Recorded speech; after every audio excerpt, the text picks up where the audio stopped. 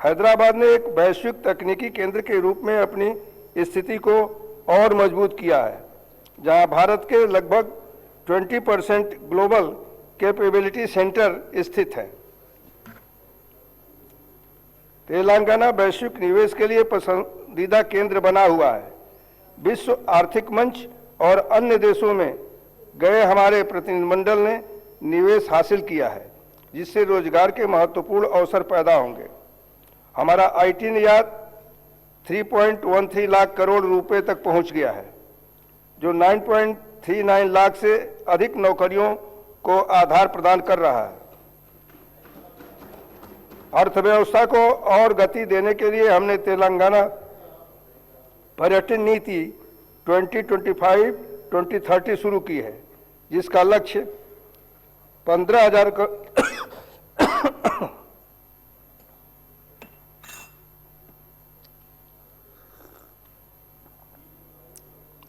करोड़ रुपए का निवेश और 3 लाख नौकरियों का सृजन करना है। वी हब समावेशिता को बढ़ावा देना जारी रखे हुए हैं, जो सभी 33 जिलों में 700 से अधिक महिला उद्यमियों को सहायता प्रदान कर रहा है। सरकार ने दावोस में एक नई next gen life sciences policy 2026 और 2030 का अनावरण किया है, जिसका उद्देश्य 2030 तक तेलंगाना को एआई अनुसंधान एवं विकास और उन्नत विनिर्माण पर ध्यान केंद्रित करते हुए दुनिया के शीर्ष 5 वैश्विक लाइफ साइंसेज क्लस्टरों में से एक के रूप में स्थापित करना है। लाइफ साइंसेज क्षेत्र ने 73,360 करोड़ रुपए का निवेश आकर्षित किया है, जिससे 1 लाख से अधिक प्रत्यक्ष और 2.5 लाख अप्रत्यक्ष नौकरियां सृजित हुई हैं। आरएआई ढांचे के तहत हम आय के स्रोतों में विविधता ला रहे हैं और किसानों को कृषि उद्यमों के रूप में सशक्त बनाने में के लिए मूल्यांकन श्रृंखलाओं को मजबूत कर रहे हैं। कृषि तेलंगाना की धड़कन बनी हुई है। सरकार ने 2025-26 में इस क्षेत्र के लिए 26,684 करोड़ रुपए आवंटित किया है।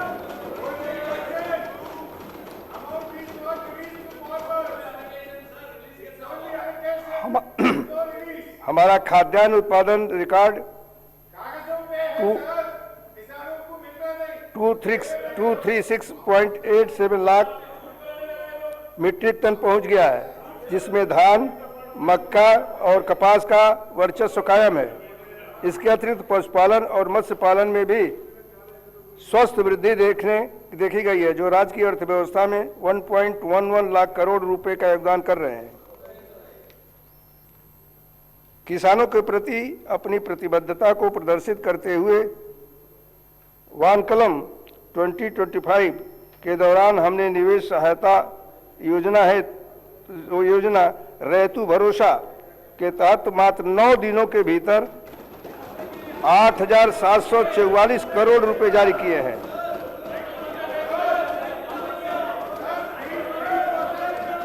इसके अलावा किसानों के लिए लाभकारी मूल्य सुनिश्चित करने के लिए सरकार ने 71.86 लाख टन धान की खरीद की है, जो अब तक की सबसे अधिक खरीद है। इसमें 39.08 लाख मीट्रिक टन सन्ना बीएम शामिल है। 19,099 करोड़ रुपए की राशि सीधे किसानों के बैंक खाते में दी गई है। कृषि को लाभदायक बनाने के लिए हमने सन्न रकम धान के लिए 500 रुपये प्रति क्विंटल का बोनस जारी किया है, जिससे लाखों किसानों को लाभ हो रहा है और चावल की उत्कृष्ट किस्म की खेती को बढ़ावा मिला है। साथ ही सरकार ने 2 लाख रुपए का ऋण माफी योजना को सफलतापूर्वक लागू किया है, जिससे 20,616 करोड़ रुपए के व्यय के साथ 25 लाख से अधिक किसानों का कर्ज का बोझ कम हुआ है। सरकार पारंपरिक बिजली के पंप सेटों को सौर ऊर्जा संचालित पंप सेटों में बदलने का लिए कदम उठा रही है। यह पहल संधारणीय ऊर्जा सस्टेनेबल एनर्जी के प्रयोग को बढ़ावा देने के साथ साथ किसानों को विश्वसनीय और पर्यावरण की अनुकूल सिंचाई सुविधा प्रदान करने में सहायता करेगी। भूमि संबंधी मुद्दों के अस्थायी समाधान के लिए सरकार ने तेलंगाना भू भारती अधिनियम 2025 लागू किया है, जिसके तहत एक अद्वितीय भू आधार भूमि पहचान प्रणाली शुरू की गई है। जमीनी स्तर पर भूमि प्रशासन को मजबूत करने के लिए विभिन्न स्तरों को 8,900 कर्मचारियों को तैनात किया गया है, जिसमें 5,010 ग्राम पालन अधिकारी और 3,520 लाइसेंस प्राप्त सर्वेक्षक शामिल हैं। यह पहल किसानों की समस्याओं के समाधान और भूमि संबंधी शिकायतों के त्वरित निपटारे में मदद करेगी। इस वर्ष 3.76 लाख नए पट्टादार पासबुक जारी किए गए हैं। भू भारती अधिनियम की परिकल्पना के अनुसार किसानों की सुविधा के लिए पंजीकरण, राजस्व और सर्वेक्षण गतिविधियों को एक ही प्लेटफॉर्म पर लाया जा रहा है। मेरी सरकार सिंचाई क्षेत्र को सर्वोच्च प्राथमिकता देती है और कृष्णा तथा गोदावरी नदियों के पानी के बंटवारे में राज्य के हितों की रक्षा के लिए सभी मंचों पर दृढ़ता से हर संभव उपाय कर रही है।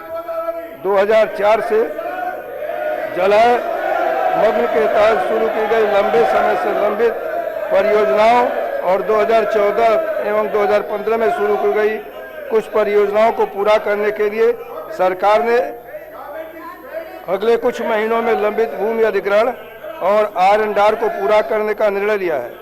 सरकार का लक्ष्य अगले 3 वर्षों में सभी चल रही सिंचाई परियोजनाओं को पूरा करना है। आने वाले 3 वर्षों में इन सभी परियोजनाओं पर ध्यान केंद्रित करके एक बड़ा आयकट विकसित किया जाएगा। सरकार सिंचाई में निरंतर निवेश, वैज्ञानिक नवाचार और बाजार संपर्क के माध्यम से कृषि को मजबूत करने के लिए दृढ़ संकल्पित है, ताकि तेलंगाना के किसान न केवल चुनौतियों का सामना कर सकें बल्कि समृद्ध भी हों।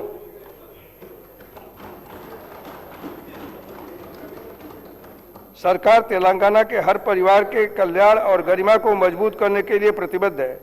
बीते वर्षों में राज्य के कई पात्र परिवार नए राशन कार्ड की प्रतीक्षा कर रहे थे। मुझे आज यह बताते हुए अत्यंत प्रसन्नता हो रही है कि उनकी वर्षों पुरानी यह प्रतीक्षा और आकांक्षा पूरी हो चुकी है। सरकार ने पूरे राज्य में 15.12 लाख नए राशन कार्ड जारी किए हैं।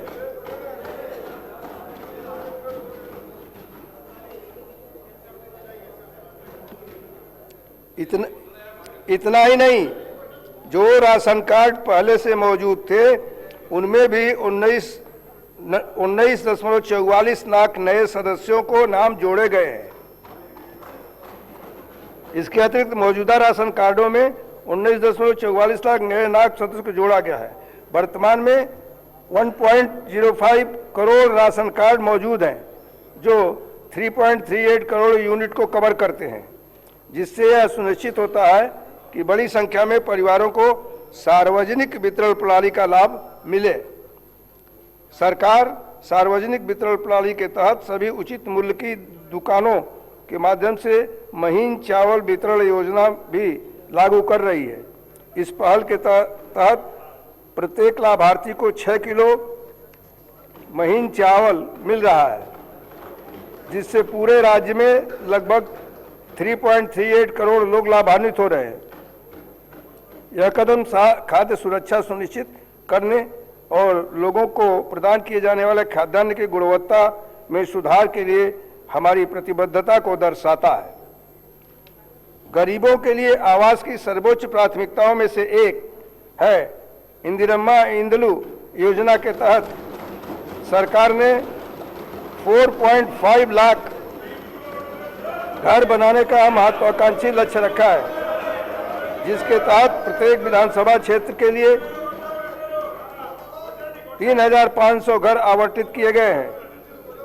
यह योजना 22,500 करोड़ रुपए के कुल परिव्यय के साथ लागू की जा रही है।